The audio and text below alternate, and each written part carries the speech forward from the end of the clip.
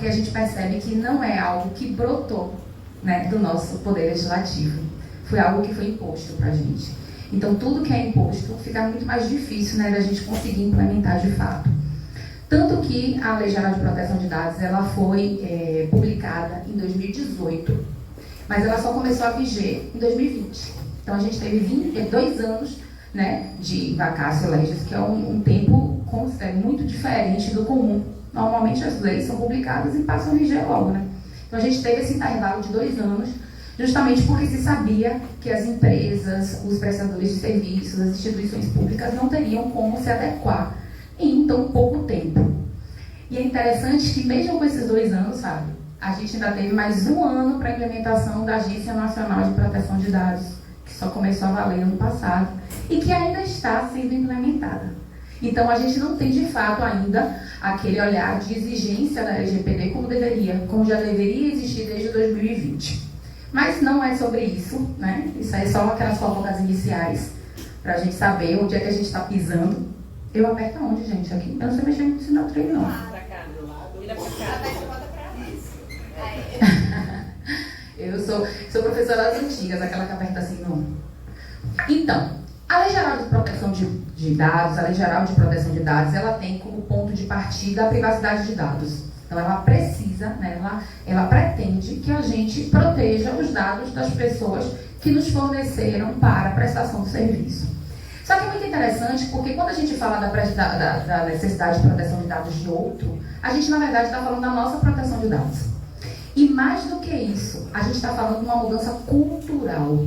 A gente tem que passar a perceber que a gente realmente tem que tomar cuidado com onde nós vamos dar nossos dados e qual é a forma que a gente vai ter para proteger os dados de quem nos forneceu para a prestação de serviço. Então, a gente tem que passar a olhar atentamente como é que vai funcionar isso e se atentar às possibilidades de risco. Então, quando a gente fala da Lei 13.709, de 14 de agosto de 2018, a gente está falando da Lei Geral de Proteção de Dados, que trata de garantir a privacidade desde a entrada dos dados, o armazenamento, disponibilização, informação sobre tipo de dado, formato, descarte ou qualquer outra forma de utilização. Então, eu não estou falando de tratamento de dados, eu estou falando de quê? De uma simples mensagem, um telefonema. Você pode anotar, por favor, meu nome e telefone e pede para a Maria me ligar? Isso aí é tratamento de dados. Porque, afinal de contas, você está ou não colhendo dados. Dados mais simples, né? Dados mais comuns, como nome e telefone. Claro que tem dados mais complexos e a gente já vai conversar sobre isso. Mas, ainda assim, a gente está fazendo o quê? A gente está fazendo a coleta de dados. Então, a gente está se colocando naquele momento como guarda daquele dado, né? Alguém que deve guardar aquele dado. Então, observe que é uma mudança cultural de coisas muito simples. Eu, por exemplo, faço isso. Lá no escritório, na minha sala, eu tenho um monte de bilhetinho que eu vou botando dos processos mais urgentes que eu preciso resolver. Mas aí eu sei que só eu que entro naquela sala. Eu deixo aqueles processos, né, de uma forma que ninguém consiga identificar de primeira, porque, afinal de contas, eu estou tratando, de uma certa forma, do dado de alguém. Mesmo que seja para me facilitar, mas quem terá acesso àquilo? Então, eu sei que todos fazem isso, né, porque a gente não faz também. A gente tem essa mania, bota telefone, bota e-mail, expondo, né, as pessoas, e acaba que a gente pode prejudicar ela através do não cumprimento da Lei Geral de Proteção de Dados. Eu trouxe para vocês alguns conceitos que a própria norma traz. É tão interessante essa lei. Não sei se vocês já chegaram a ler, abrir a lei. Ela é muito legal, porque ela traz conceitos, né? Ela traz um livrinho. E aí ela traz os conceitos mais relevantes, que são de o que é dado pessoal, então é informação relacionada à pessoa natural identificada ou identificável. Dado pessoal sensível, que são os dados de pessoas sobre origem racial, étnica, convicção religiosa, opinião política, filiação a sindicato ou organização de caráter religioso, filosófico ou político, dado referente à saúde ou vida sexual, dado genético ou biométrico, quando vinculado à pessoa natural. Então, assim, a depender de qual prestação de serviço você tenha, né, qual a prestação de serviço você forneça, você vai ter, sim, acesso a dados pessoais sensíveis. E no caso das universidades, tem. Porque uma das exigências do MEC é a etnia, né? A gente precisa informar, né? Então, isso aí é um dado que pode causar algum tipo de discriminação. E se a gente está num país que pretende não discriminar, então esse dado ele precisa ser utilizado nas políticas não discriminatórias e não o contrário. Também falo que é banco de dados, que é o conjunto estruturado de dados pessoais, e é interessante que ele pode ser tanto físico quanto eletrônico, normalmente eletrônico, né? Ultimamente eletrônico, mas a gente ainda tem muitos dados físicos. O titular, que é a pessoa natural a quem se refere os dados pessoais, que são objetos de tratamento. O controlador, que é a pessoa natural ou jurídica de direito público ou privado, a quem compete decisões referentes ao tratamento de dados pessoais. Então, a Universidade Federal da Bahia é um controlador e a gente atua em nome desse controlador. E se tiver algum tipo de dano, esse controlador vai ter que responder. O operador é a pessoa natural ou jurídica de direito público ou privado que realiza o tratamento de dados pessoais em nome do controlador, os terceirizados que agem em nome do controlador, né? As empresas vinculadas são chamadas de operadores, têm corresponsabilidade. Então, a responsabilidade principal do controlador, mas o operador também tem a corresponsabilidade.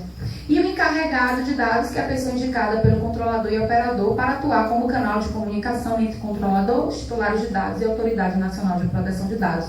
Eu faço essa função na Escola Baiana de Medicina e Saúde Pública aqui, né? E também estou aqui no Hospital Humberto Castro Lima. Vocês subirem a ladeira, tem um hospital de olhos. Eu também sou encarregada de dados de lá. Essa função da gente é uma função de mediação mesmo, né? A gente não somos nós que dizemos o que o controlador vai fazer, é ele que faz, obviamente. Mas a gente também sugere e acompanha os riscos que aquela pessoa jurídica pode causar no tratamento ineficaz de dados. Então, quando a gente implementa a política, né, de privacidade de dados, e aí eu vou explicar para vocês já, né, um passo a passo disso, a primeira coisa que a gente precisa é conhecer qual é a prestação do serviço, qual é o serviço que é fornecido, para que a gente consiga já prever quais são os possíveis riscos que terão, né, nessa prestação de serviço na coleta de dados pessoais. Então, por exemplo, lá na universidade, que eu sou encarregada de dados, a gente faz um duplo trabalho que é complexo. Lá é uma escola de medicina, então a gente tem a parte educacional com vocês. E nós também prestamos serviço de saúde. Então a gente tem dois serviços bastante complexos e que possuem muitos dados sensíveis. Então a preocupação que a gente tem de implementar uma política de risco zero é muito grande. Por isso que a empresa ela teve o cuidado de começar, de realmente iniciar todo o trabalho de inclusão da lei de proteção de dados desde a publicação da lei. Então a gente trabalha com isso desde 2018.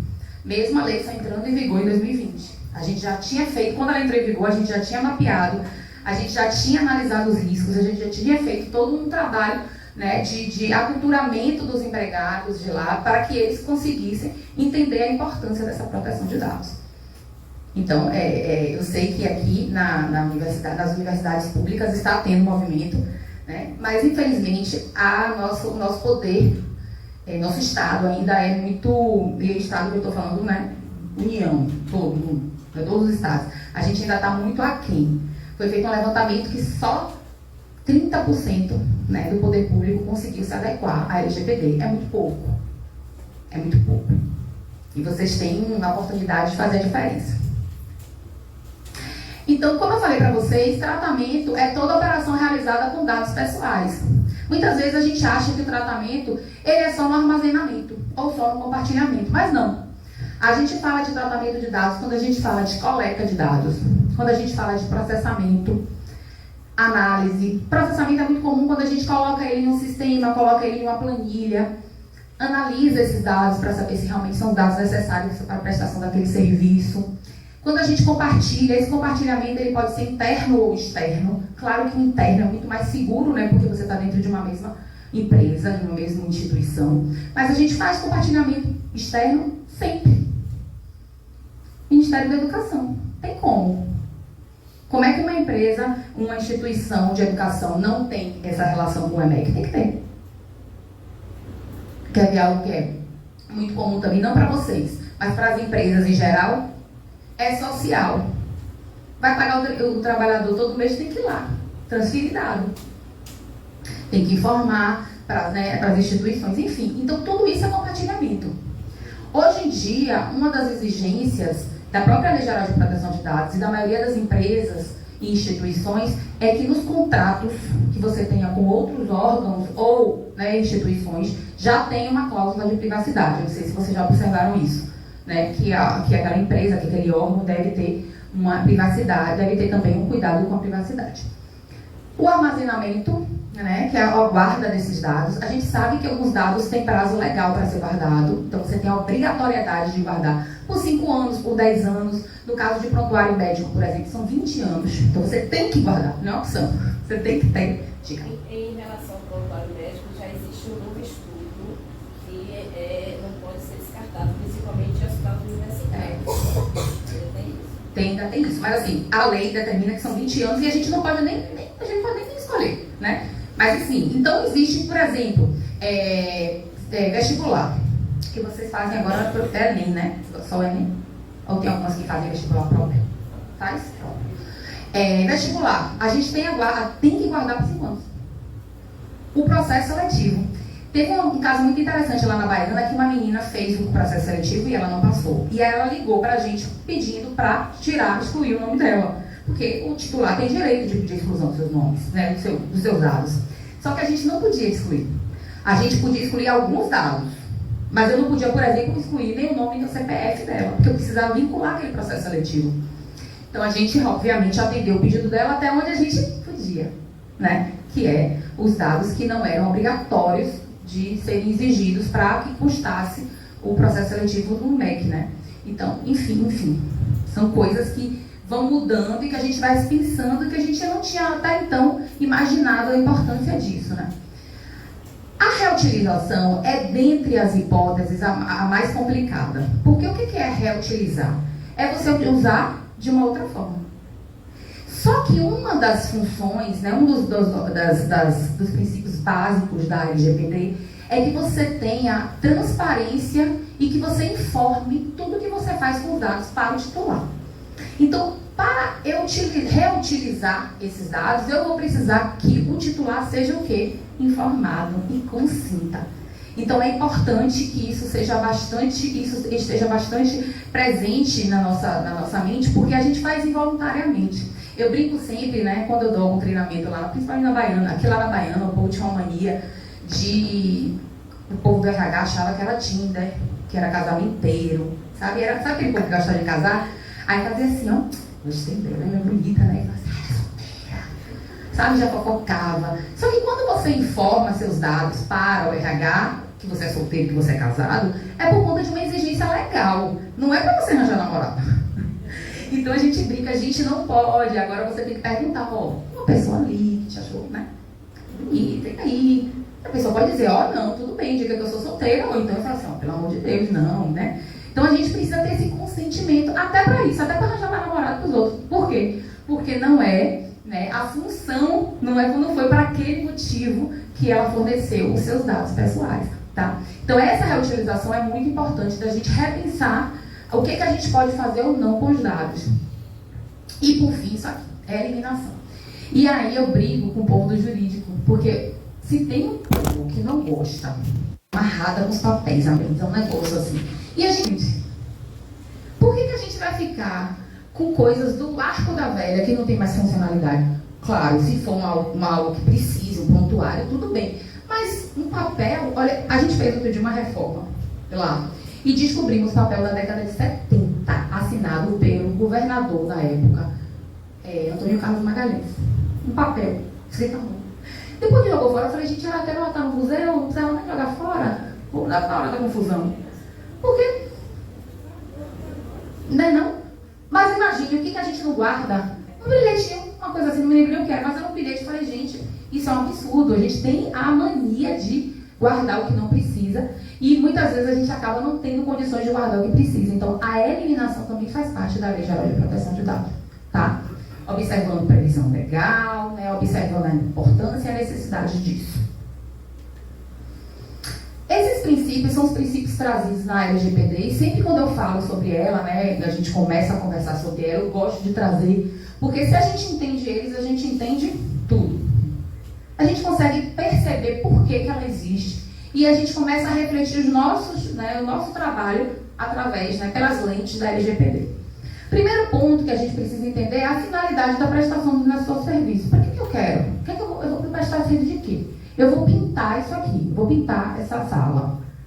Vamos supor, meu serviço é isso, eu vou pintar. Eu sabendo a finalidade do meu serviço, eu vou saber adequar os dados necessários para isso. Eu preciso de um telefone e de um contato de alguém para marcar, para a gente se organizar, para ver quando é que dia eu venho pintar, quais são as tintas necessárias para isso, enfim.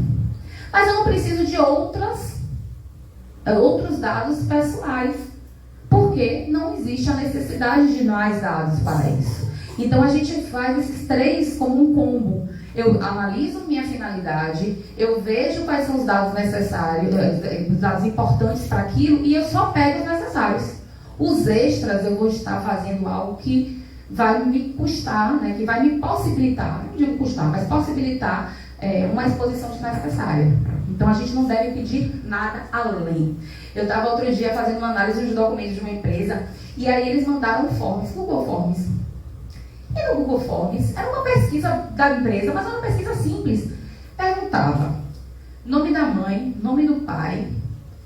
Perguntava, eu falei, vem cá, pra que você quer saber o nome da mãe e do pai da criança, da pessoa? Não, é porque tinha aí um Google Forms, a gente pegou e pronto. Não, gente. Se eu tenho a necessidade de saber, eu tenho a necessidade de saber.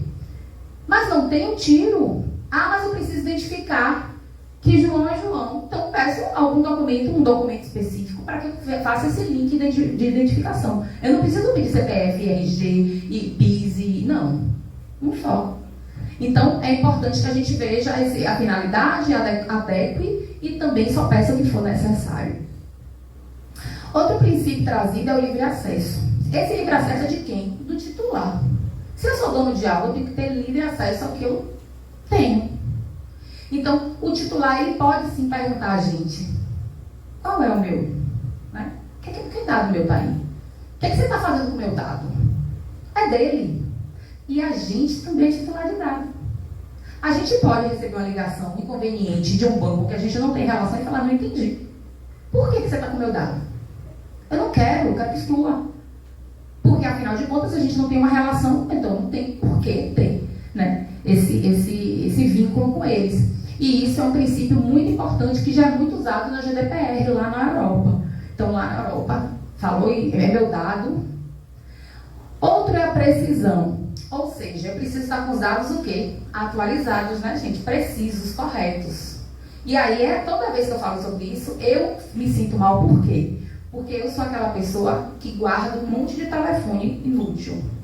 Fala assim pra mim, troquei meu telefone. Troquei, Tirei um e botei outro. Na minha cabeça, não. Aí eu acrescento. Aí eu vou ligar pra Fábio, tem lá 4 números. Eu falo, vixe, qual é o número dele que eu não sei? Então a gente precisa manter sempre o quê? Os dados precisos. Quais são os dados? Qual é o endereço correto? Qual é o CPF? Qual é o nome da pessoa de fato? Qual é o e-mail? Se eu quero o contato da pessoa, para que eu quero um telefone que não existe mais? Eu tenho que ter um contato que eu consiga ligar e falar com aquela pessoa. Então, a precisão é um princípio trazido pela LGPD e a gente sempre deve pensá-lo como um princípio bom para a gente.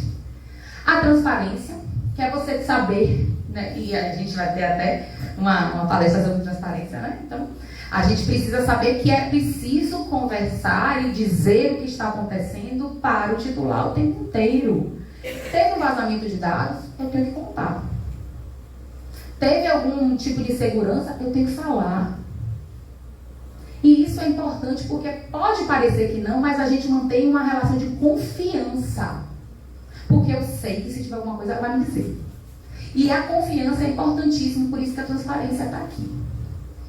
Segurança, que é obviamente tratar desses dados da forma mais segura possível, verificar quais são as inconsistências, enfim, e conseguir, de fato, mantê-los quão seguro for. A gente sabe que segurança zero, aquela segurança 100%, aquela coisa zero, risco, não existe. Mas a gente trabalha para isso. A prevenção é você se antever dos possíveis problemas. Então, o que pode acontecer se eu deixar essa minha sala aberta, exposta, meu computador logado? Quem é que tem acesso a esse computador? esses detalhes de prevenção são importantes justamente para a gente manter a segurança e para que a gente não corra nenhum risco.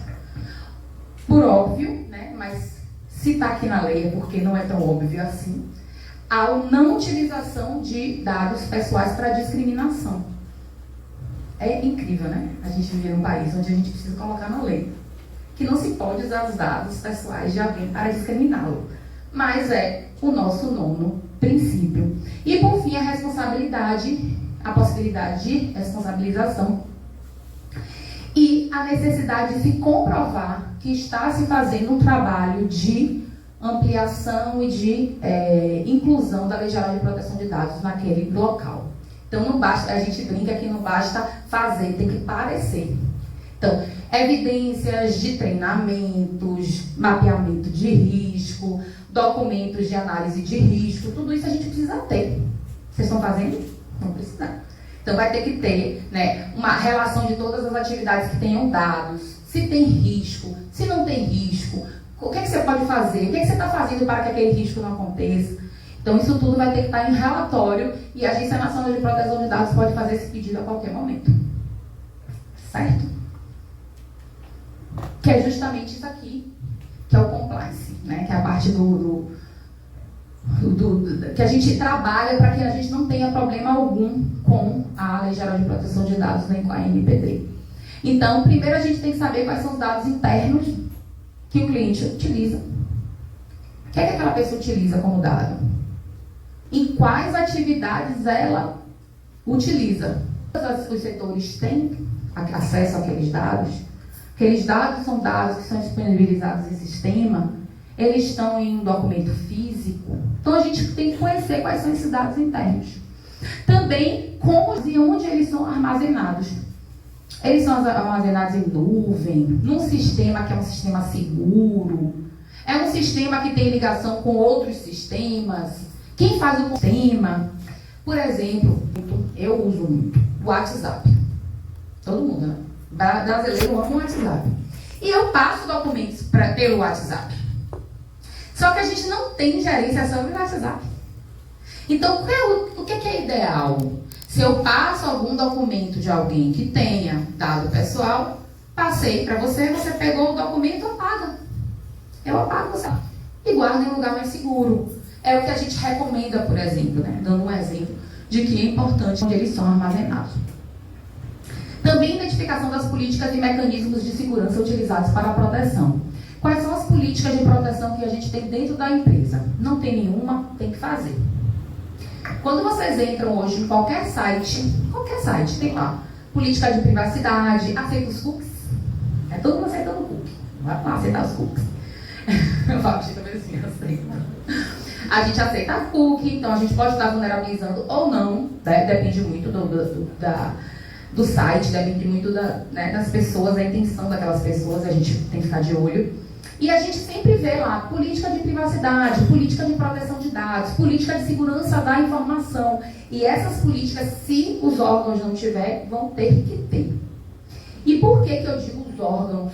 Porque cada um tem sua especificidade. Então a gente pode ter uma política geral, sim, mas é importante que a gente tenha algumas políticas específicas, justamente para que a gente consiga seguir e que a gente tenha uma forma de demonstrar que a gente está, de fato, atuando dentro da LGPD. Também, mapeamento de dados pessoais coletados, fluxo de dados e base legal de tratamento. Então, a gente precisa saber quais são as atividades que têm dados pessoais, como eles são coletados, qual é o fluxo deles. Ele vai para outro setor, ele fica naquele setor, você recebe de outro setor. Como é que funciona isso? Eu recebo como? A pessoa chega diretamente a mim? Ou vem de outro lugar? Então, esse fluxo a gente precisa conhecer. O ideal é que a gente conheça e é que a gente, além de conhecer, tenha ele mapeado, escrito, né, num documento. Mas ao menos conhecer. E também a gente vai observar qual é a base legal de tratamento. A maioria, inclusive, é para a prestação para a efetivação do contrato. Então, por exemplo, um aluno chega para se matricular na universidade. A partir do momento que ele faz a matrícula, ele está assinando um contrato com a gente. Então, todos os dados pessoais que a gente pegar naquele momento, eles são para quê? Para a prestação do serviço. Temos base legal? Temos. Que é o contrato. né? Que aquela relação, aquele vínculo que ele assinou. Mas a gente já tem outras obrigações, como por exemplo, como eu falei para vocês, mandar documentos para o MEC. Isso aí não é um contrato, isso é o quê? Uma obrigação legal, porque está na lei. Então também tenho a base de tratamento. Então identificar essa base de tratamento é bom para que a gente tenha uma maior noção e que a gente consiga de fato fazer o trabalho de uma forma mais tranquila. Então, por exemplo, esse que eu falei, o contrato, né? Contratação, lei que determine, né? Uma obrigação legal, são bases fortes de tratamento. Mas, por exemplo, consentimento. Consentimento para quê? Aí eu preciso saber, ele deu consentimento para quê? Ele deu consentimento para pesquisa, qualquer pesquisa? Então, as comissões de ética são danadinhas. Por quê? Porque a gente sabe que a gente precisa realmente limitar qual é o consentimento, saber de fato, para que a gente não tenha nenhum tipo de problema futuro, tá?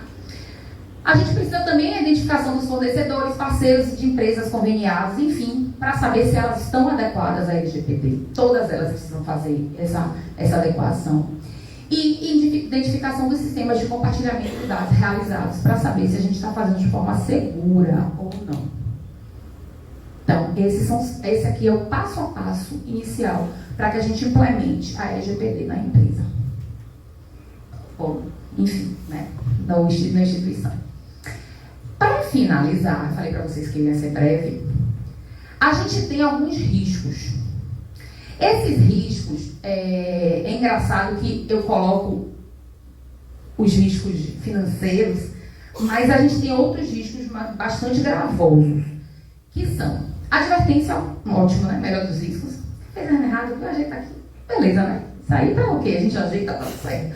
Mas quando a gente começa a pagar multa, ou ter a indisponibilidade dos nossos bancos de dados, porque pode ocorrer, tem uma das sanções que é não poder acessar aqueles dados pessoais daquela pessoa. Então você não pode acessar os dados de João, Maria e Pedro. Você não vai poder prestar serviço para eles três. Mas tem outras mais gravosas, que é a impossibilidade de você fazer qualquer atividade que você tenha que ter acesso ao banco de dados. Diga aí, como é que você trabalha?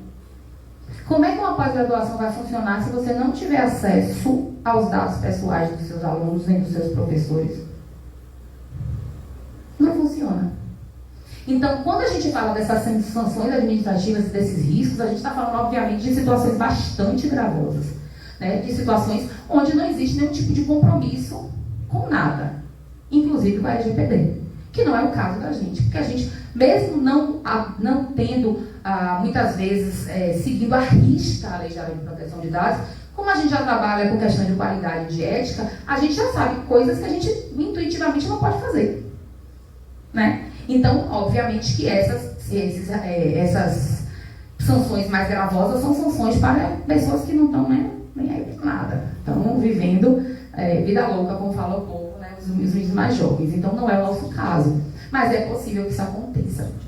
Outra sanção que é muito importante é a sanção da necessidade de publicização de risco ou de algum evento. Vocês com certeza já devem ter visto, né, nas redes sociais, enfim, jornais de circulação, empresas como a Renner já teve, dizendo que teve uma invasão de dados. Quem tem Apple recebeu há mais ou menos um mês e meio atrás uma informaçãozinha que um dos sistemas dele estava com problema, pedia para atualizar, porque estava com a suspeita de invasão. Então, roda vira, a gente recebe esse tipo de informação. E esse tipo de informação, ela é obrigatória. Porque, como eu falei para vocês antes, a gente precisa ter transparência. A transparência é um dos elementos principais, né? Eu cuido de você, você cuida de mim. Então, é importante que a gente mantenha também um canal direto entre a instituição e o nosso titular. Ou através de um e-mail, através de um telefone, justamente para que a gente receba as demandas e receba também sugestões. E atentar que no dia a dia a gente não vai estar 100% adequado. Sempre tem uma novidade. E a gente precisa se atentar para essas novidades e para essas mudanças para que a gente faça acontecer, né, essa mudança cultural trazida pela Lei Geral de Proteção de Dados. Certo? Acho que acabei. O que a gente pensa em em relação à LGPD, finalizando, é que quando a gente fala de LGPD, a gente está falando de uma mudança cultural mesmo, e que é uma oportunidade para a gente manter um vínculo ainda mais direto, ainda mais de confiança para com os nossos colegas, colaboradores, com os nossos parceiros, né, e com as pessoas que a gente tem um vínculo de trabalho, vínculo, né, de prestação de serviço. É uma forma que a gente tem de provar que a gente está lá por elas e que a gente vai fazer o melhor para que essa relação se mantenha. Então, assim, como né, foi dito, eu tenho uma formação em comunicação social e a gente sempre trabalhou em comunicação social a necessidade dos locais estarem de fato confiáveis e manter essa relação, né, de confiança com seus clientes, né, com seus... Então, se sentir pertencente àquela instituição. E eu sei que eu já estudei na UFBA, eu fiz um mestrado na UFBA e eu me sentia parte. Também perpassa justamente por isso, né? Por saber que você pode confiar naquelas pessoas, né? De saber que você pode, que você se sente inserido. E isso também tem a ver com a questão da proteção de dados, com a questão do sigilo das relações. Então é uma alternativa, né? Uma forma nova trazida pela LGPD de você mudar também esse cenário cultural e você se aproximar mais das pessoas que você mantém um vínculo, né, com esses trabalhos voltados justamente à proteção, à transparência e à segurança de informações. Alguma dúvida? É isso, gente. Prazer estar aqui com vocês.